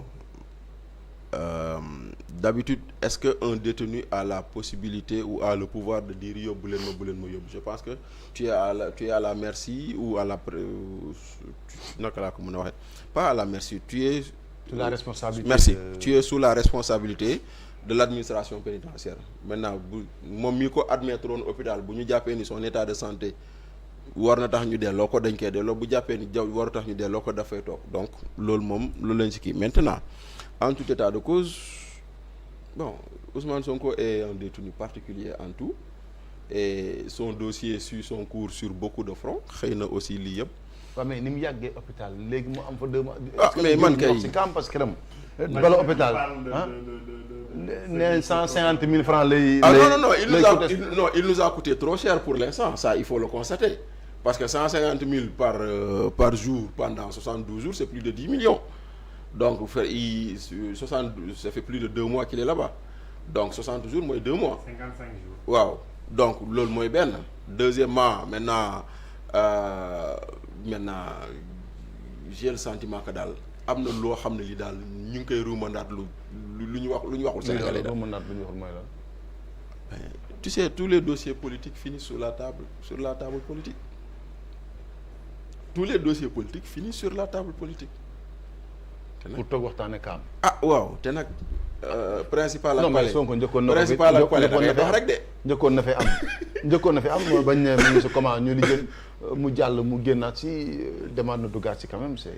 waaw mais bon déjà xam nga man déjà man. politiquement est-ce que mën nañ. Alaaji Fall xam nga man rien que sur la grève de la faim man j'ai des doutes parce que nit ku toog lekkoo naanoo mënoo ko enchaîner une semaine te du feeñ ci yow.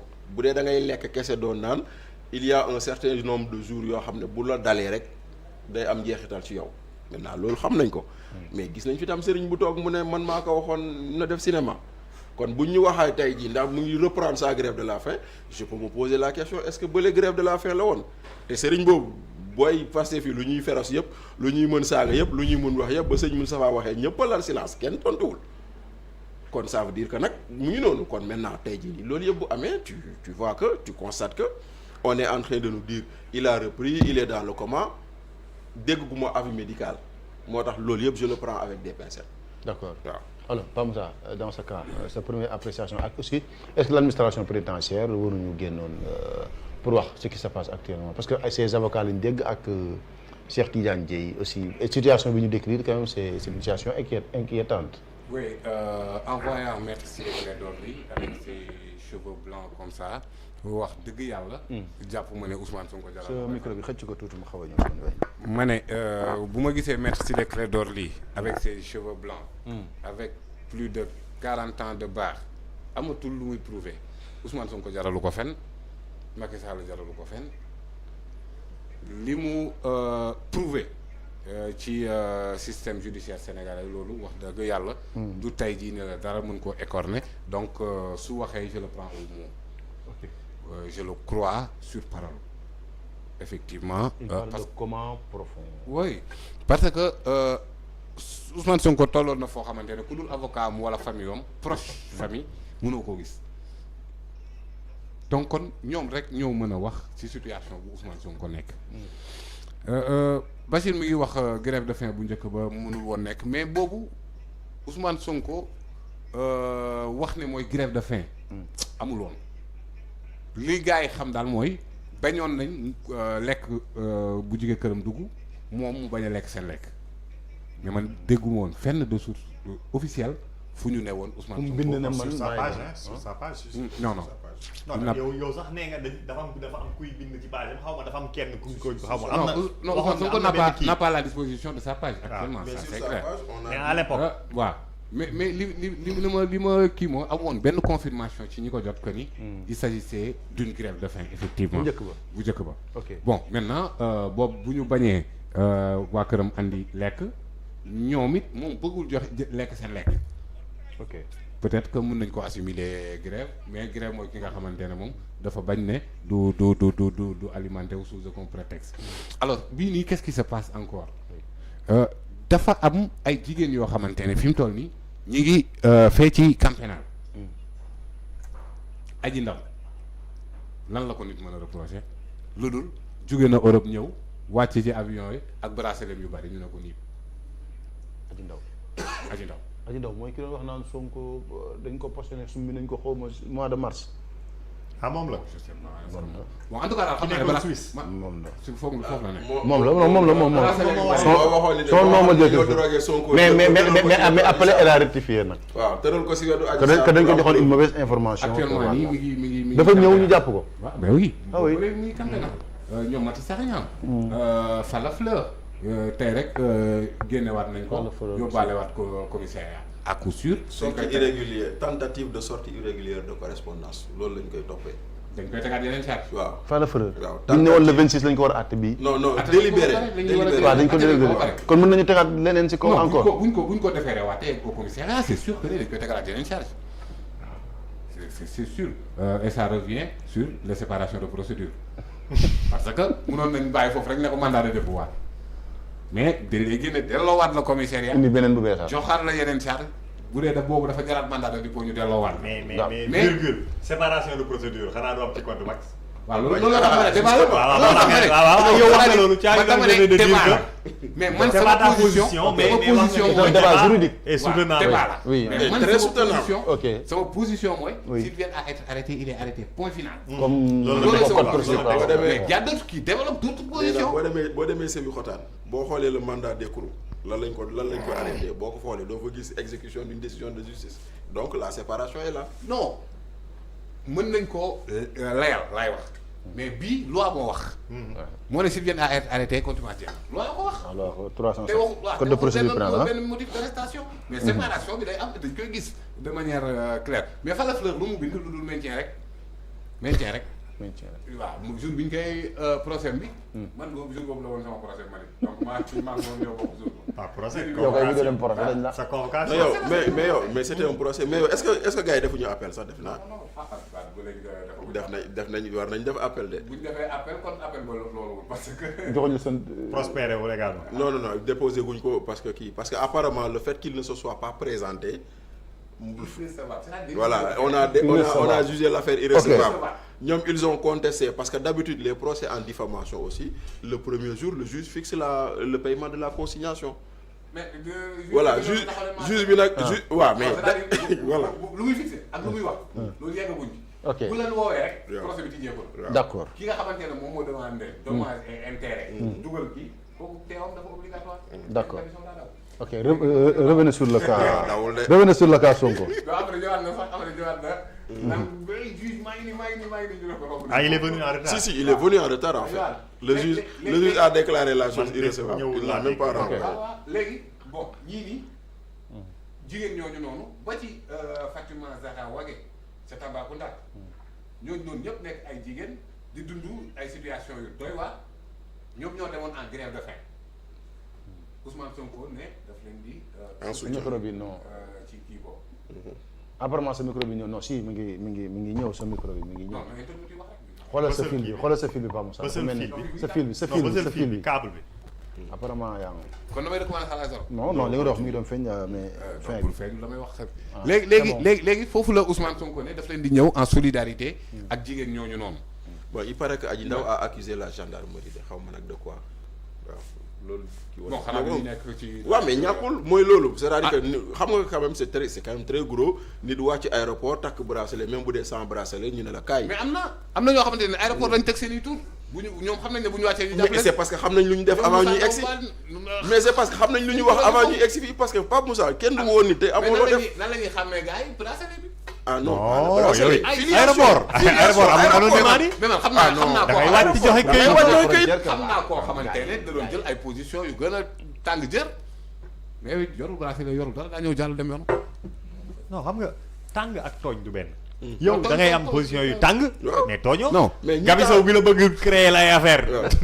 dañ ko neenal. mais non mais le problème qu'il y a mooy ñiy toog fële di saaga ñuy saaga surtout les institutions mais les délits ne sont pas prescrits. am na ci yoo xamante ne c'est imprescriptible. am na y a des délits yoo xam ne c'est imprescriptible kon nag tey jii nii mun nga nekk fee di saaga. am na délits yu imprescriptible. bien sûr. ah mais prescription kii la rek. c'est-à-dire parfois am na yoo xamante ne surtout ay diffamation yooyu daa gaaw 6 mois la 6 mois day laal nit. waaw mais li nga xamante ne. ñëpp ko bokk. voilà surtout nag ci yenn aspect institutionnel yi. mais justement kon nag ñii ñu jàpp nii aussi. dis-toi que nag bu ñu toogee fee di wax lu leen neex. Ousmane Sonko ci siège boobu la nekkoon. léegi nag tey jii nii dafa am ñu jóg taxaw ne Ousmane Sonko dara jotu ko day tappale mu ñuy dikkee xaw ma ñaata am na ñuy calculer bay waxi million kii day tappale léegi tappale bu dee day tappale. pavillon Teranga ay médecin ne fa. Ousmane Sonko tegu fa boppam. loolu moom dëgg la. non Teranga garaawul fële moo garaaw réanimation. non Teranga mais yow su la neexee nga dem jël chambre tëdd.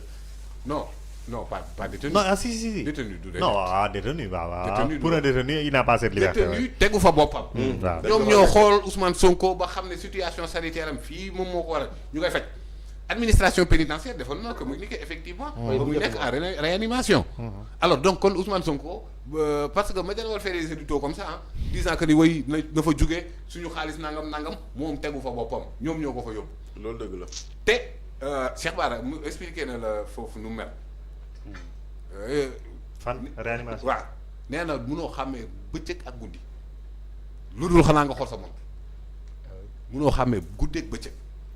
la fay kii ku lay mën a gis day masqué wu def yi mbuus ak nangam ñëw def la soy te benn yoon nga koy gis chaque 5 heures de temps ngay nelaw ak nga yeewu nag benn yoon ngay gis par 5 heures de temps. moo ko fëlee yem kon. doo woo kenn du la woo doo seeti kenn du la seet Cheikh Bara mën na la témoigner li pour li mu dund foofu noonu ci hôpital bi. kon da xanaa foofu du. looloo gën a metti loolu fuuf boo tappalee xanaa. parce que boo nekkee Sébi Xotaan.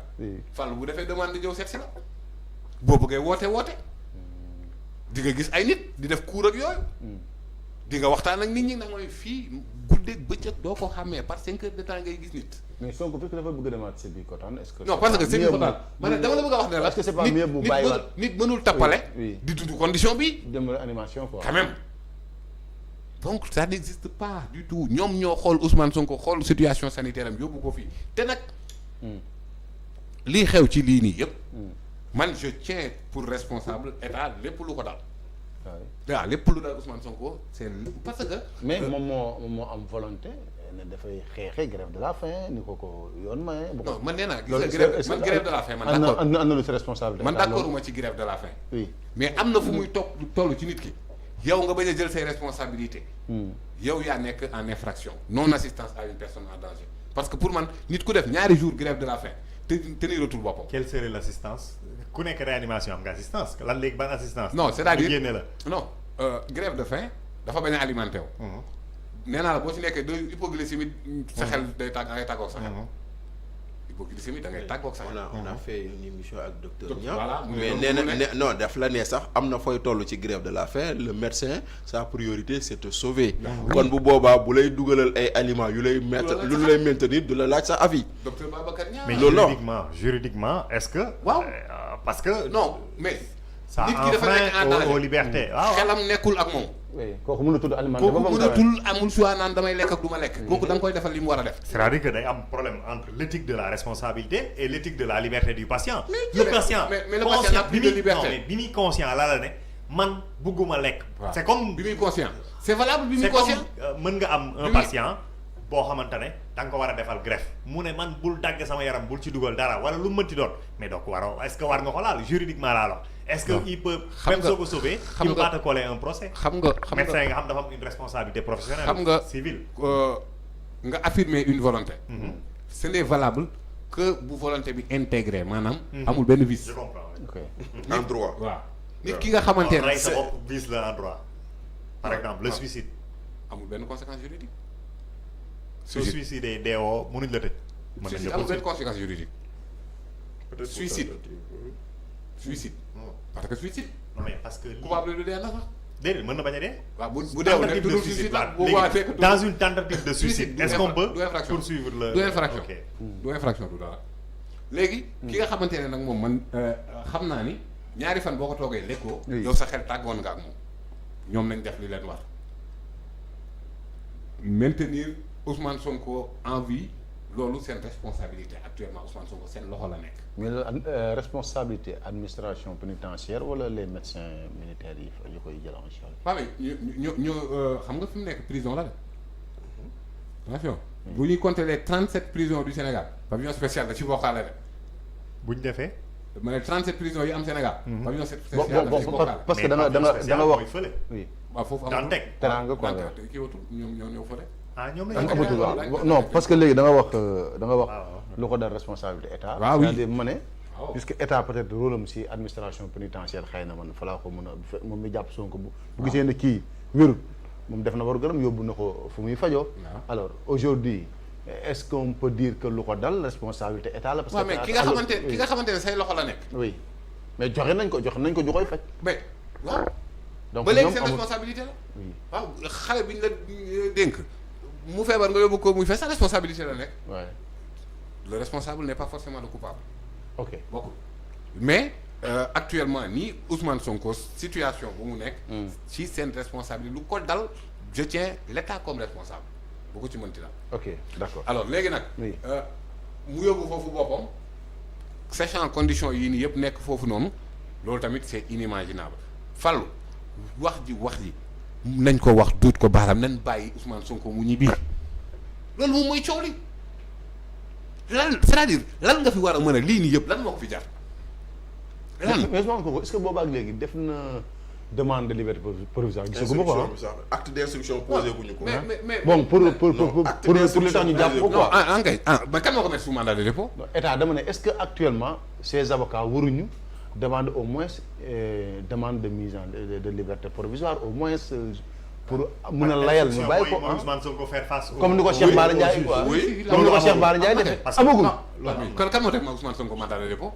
le procureur. déedéet c'est le juge d'instruction. d'instruction. C'est le juge d'instruction. ah oui am na.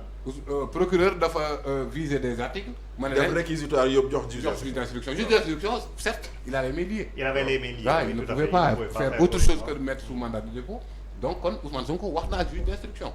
waaw bañ koy inculper. voilà. waaw maintenant après instruction bi acte yu ñu posé mooy enquête beeg yooyu ñu auditionné ko si loolu. non mais loolu dara mënu ci am. waaw dara mënu ci am parce que boobu ba léegi Ousmane Sonko mi ngi ci guddi gu. mais ay avocat est-ce que ñu ngi def correctement la seen rôle si nit ku nekk ci jafe-jafe ay avocat Cheikh Bara Ndiaye dañu dem donte nee nañ ni ñu ko tëjee du yoon mais def demande de liberté provisoire ñu accordé ko est-ce que Ousmane Sonko aujourd'hui xeexam grève de la faim rek la est-ce que ay avocat man d'accord nga ci grève de la faim. ay avocat parce que waruñu ko bindal demande de liberté provisoire. man parce que grève de la faim. effectivement ak docteur Babacar Niang mu ngi ñu ko doon wax day bàyyi ay séquelles. amul day bàyyi séquelles yu bëri. démb bi la dame la madame Ba ak nu mu tuddati waay la fille bi nekk fële Fala Fleur. oui bi ñu leen di évacuer ñu ne woy dafa amoon benn altercation xeex bu amoon seen biir nangam mais cette dame là aussi ci biir ay grève de faim ak yooyu noonu aji ndaw mais buy commencé am problème mu insuffisance rénale. c'est malheureux. donc ce sont des situations inquiétantes yoo xamante ne man jàpp naa ne ay la yéwén amul lenn lu fi am ci espace public bi ñoom lu nu def lu keneen deful ay jël jaasi moo fi amoon di Maître El Hadj Diouf li muy wax li coow li bëri yëpp mu ne Ousmane Sonko lii mu woote nii moo waral taal bi bu mu fàtte ne moom moo waxoon le peuple fera face ci saa sa gaa yi taal kër Farba Senghor ci guddi gi ñu taal kër Maître Babou 2011 Macky Sall était dedans bokkoon na ci M23 yi ñu doon def ay discours booy di génn di taal di toj les émeutes de l'électricité sont là wala gars yi dañoo foog ne Sénégal léegi la xew quoi émeute de l'électricité da ngay fekk gars yi dugg ci benn agence tas lépp jël xaalis ba dem loolu yëpp amoon na fa et pourtant moment boobu comment il s'appelle encore président Macky Sall mi ngi woon ci opposition bi di woote que ne na gars yi wàcc ci mbedd mi le combat contre le régime se fera dans la rue loolu la waxoon muy woo armée bi ñu ñëw taxaw ci wetu peuple bi loolu la waxoon. mais loolu ñu fi doon taal ay këru jàmbur di toj ay këru jàmbur di rey ay nit loolu ci li xew fi mu ne nii. li xew fi mu ne nii. amul lenn luñ ci mën a imputer. ci caractérisation waaw parce que ñoom dañuy pénale waaw non dara tous. mooy appel à l'insurrection par exemple nga mën wax. yooyu noonu waaw lii du dara appel à l'insurrection dafa non yooyu yi ñëwoon jamono yooyu ngay rappelé. non yooyu moo fi amoon yooyu moo fi amoon.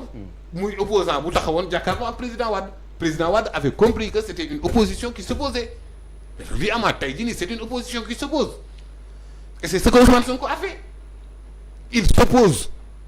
d'accord parce que ñoom dañoo jàppoon ne amoon na luy dal ci askan wi lu dul yoon ñu appelé à la résistance askan wi yëpp jàpp ne am na luy dal ci Ousmane Sonko lu dul yoon ñu taxaw à la résistance c'était ça.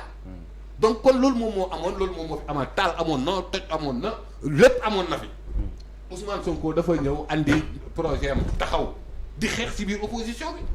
bu dee benn toor la am mooy dafa dem élection 2019 ñëpp daw dem ci nguur gi moom kese mu taxaw ànd ak askan wi ci ay jafe-jafe ba tey jii nii askan wi fekk ko ci mu ànd ak popularité nga ne du bokk loolu kese la. dañ bàyyi doomu jàmbur mu dem ñibbi. amul leneen Palli nañ bàyyi doomu jàmbur ji mu ñibbi doomu jàmbur jooju itam dinaa dégg des fois nga ne dafay am problème si bu waree def combat politique mu def combat juridique bu waree def combat juridique def combat politique actuellement. lan moo war a nekk son combat. moment xam nga moom je crois qu'il est dans une forme de lutte extrême su demee ba nga xamante ne dafay engager son pronostic vital. quand son avocat nous dit que il est dans un profond coma c'est que waaw mi ngi noonu daal. mi ngi noonu xaw ma nag s'il faut le prendre au mot ou pas. en tout cas lenn laa bëgg a wax mooy am na loo xamante ne comme disent l'humanisme hein.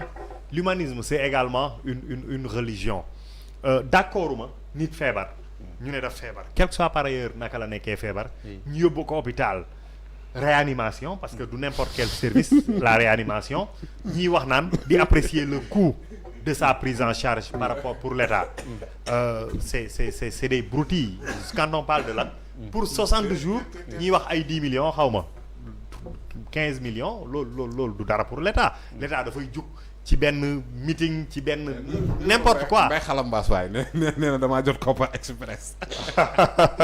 Kopar Express ba foog amatul ba foog ni amatul. Kopar Express mbay dafa mel ni bu bees la de. temps yi xam naa Assane Thiam la rek Assane Thiam. Mbay xalambaas. mbay xala xam naa fa benn xarit moom day ko du fay. xalambaas fa la après nguulul après nguulul gànjaay booru gànjaay xalambaas. mais en tout cas pour revenir. waaw continuer waaw. c'est-à-dire que humanisme dañu war a tamit ci suñu rapport yi ñu boole ci humanisme. feebar ba mënatuloo dara sa bopp wala boog nekk réanimation nekk grève de la faim. débat bi war na xaw a tuuti changer. ñu jël en compte l'aspect humain.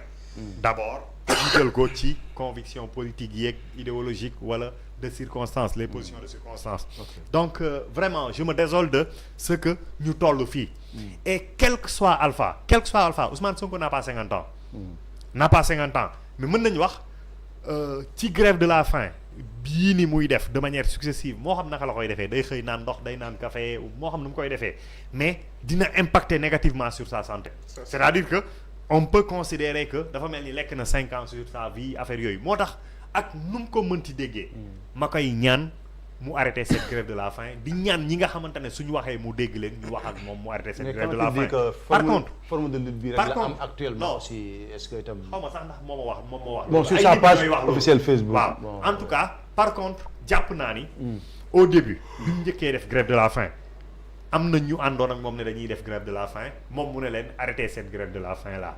moom pour moom mu dem au charbon. aujourd'hui su ay jigéen ñoo xamante ne elles soutiennent son combat di def grève de la faim li ma gënoon mooy mu wax leen ñooñu nañ arrêté. ok nañ arrêté moo gën moom mu fekk si leen parce que nous sommes également dans une justice qui n'a pas d'âme donc su fekkante ne dañ jàpp ni loolu dafay nekk chantage mën na nekk un sérieux précédent et très dangereux précédent pour ce pays-là. kuñ jàpp nga jàpp ni dañ la tooñ nga ne da ngay def grève de la faim jusqu'à en mourir. L'exemple de l'anglais bi ko defoon avec Margaret Thatcher Bachir jàngaloon nañu ko man ci moom laa ko déggee après j'ai lu un peu mais exemple boobu mi ngi fi c'est-à-dire que pour une cause mën nga dem ba jusqu'au bout du bout ba dee est-ce que lan moo ciy des lan la ñuy wax après Sénégal ndax Sénégal dina am ay remous ou pas parce que tenir Macky Sall pour responsable de d'abord je n'ose même pas imaginer ce scénario-là mais tenir responsable Macky Sall pour la mort de Ousmane Sonko mu choisir librement def grève de la faim c'est un problème quoique dina topp Macky Sall pour la suite de sa vie publique moom il portera sur sa conscience cet événement douloureux là mais li gën a graaw mooy te wax naa ko il y a 3 ans presque wax naa ni le Sénégal a perdu Cheikh Anta Diop je ne dis pas qu'il devait être président mais il aurait pu servir ce pays-là ci xam-xamam ak ci ay jikkoom yu rafet yu ñu tagg le Sénégal a perdu Mamadou Dia le Sénégal a eu Abdoulaye Wade sur le tard après 72 ans mais le Sénégal ne doit pas perdre Ousmane Sonko le Sénégal ne doit pas perdre Ousmane Sonko mën nañ ko jiiñ lu nekk mais dafa am actif Ousmane Sonko a amélioré qualitativement le débat public dafa recentrer le débat autour du Sénégal et des Sénégalais et de ses ressources dafa recentrer le débat sur la gouvernance qualitativement maanaam sur les vertus qui accompagnent la gouvernance loolu moom moo ko def c'est-à-dire que Sénégal dañ la doon wax ay wax yoo xamante ne c'était presque aérien mais sauf que nag Paldi je suis pas très d'accord aussi ndaxte quand même les gens qui étaient là qu'ils s'appellent Mamadou Dia Majmoud Diop Landing Savané Amath Dansokho Cheikh Anta Diop les problématiques et thématiques qu'ils posaient dans l'espace public c'est les mêmes thématiques que Ousmane Sonko repose différemment voilà léegi maintenant le débat sur les ressources amul woon sur l'appropriation par les Sénégalais mais au moins le débat sur la souveraineté mais au moins le nationalisme dans le débat il était là non le nationalisme africain a existé Majmoud Diop porté ko ñeneen ak ñeneen mais c'était devenu caduc ce nationalisme là nous l'avons tronqué à la faveur de la mondialisation on ne parlait plus de nationalisme c'est-à-dire qu'il fallait on paraissait presque has-been que de parler de nationalisme alors que tubaab yi foofu lañ jaar pour lépp lu ñu moom ñu jël ko. gis nga Paldi xoolal problème. gis nga xoolal man il m'arrive des fois j'ai sur moi la profession de foi de Landing Savané. Blaise Diagne laa la wax. xaaral demal ci Blaise Diagne ak bu tey benn la. waxuma la profession de foi de Landing Savané Blaise Diagne man en 1988 quand il faisait l'élection présidentielle. C'est-à-dire que il dit tout peuple conscient décide à un certain moment de se mettre debout pour marquer son refus de la domination et de la fatalité et assumer son destin. C'est cette volonté que AJ/MRDN exprime en proposant aux ouvriers, paysans intellectuels, patriotes et démocrates ma déclaration à l'élection présidentielle sur la base d'une plateforme ci-après que je m'engage solennellement à mettre en œuvre. Quand tu le lis, tout ce que les gens disent aujourd'hui sur les ressources, sur la renégociation, sur la renégociation, dans la philosophie.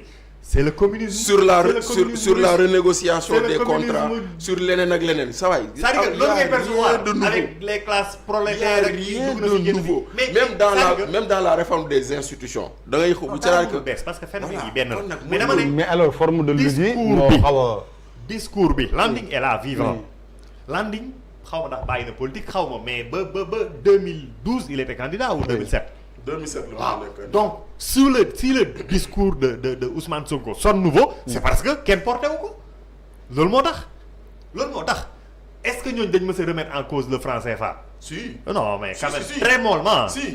très mollement. bay wax ndax Sénégal day génn ci franc CFA. non si bu la nee après tu loolu c'est des débats d'intellectuels. non bu la nee après nga ne c'est mollement ou pas mais je te dis il y a aucun débat que les gens posent aujourd'hui qui n'a été posé. en tout cas aujourd'hui dans le débat public bi ñu jugee ci après parce que Sénégal dafa connaître un tournant avec le départ de Diouf. ñu ñëw ci Ablaye Wade mais de Ablaye Wade à aujourd'hui Ousmane Sonko moom moo jox au débat cette cure de jouvence là où c'est-à-dire que. ba pare Bachir li mu wax am na daan na am mais toog nañ benn moment bu yàgg boo xam ne nekkatuñ. peut-être depuis 2000 après les indépendances depuis 2000 bon après dëggatoo ñu koy. xam nga lan lañ doon def genre recadrage. oui plus de vertu dans les nangam. c'est-à-dire que loolu lañ doon def mais ñëw. comme un chapelet lépp loo xamante ne li Landing doon porté li Mamadou Dia li ba sax xam nga dafay indi sax problème d'idéologie parce que quand Ousmane Sonko s'identifie à la fois à Mamadou Dia et à Cheikh Anta ça pose problème à certains parce que ñoom ñaar bokkuñu woon sax gis-gis ça pose problème à certains mais parce que ci ku nekk jéem na jël li nga xamante ne mooy le meilleur et loolu noonu all dans Ousmane Sonko donc man jàpp naa ni dafa am loo xamante ne c'est des turpitudes. Est-ce que le président doit être conscient aujourd'hui que le Sénégal a besoin de Ousmane Sonko? Ah oui. bu koy mais le président le président sait que le Sénégal a son dernière interview li mu waaw depuis le 3. est-ce que kooku dana jàpp ne kii Sénégal soxla na ko? non Sénégal soxla na ko fan la ko Sénégal soxlaa Sénégal la koy décider. loolu moo tax. mu war a bokk ci élection yi. parce que dafa mel ni peuple bi la ñuy dagg loxoom.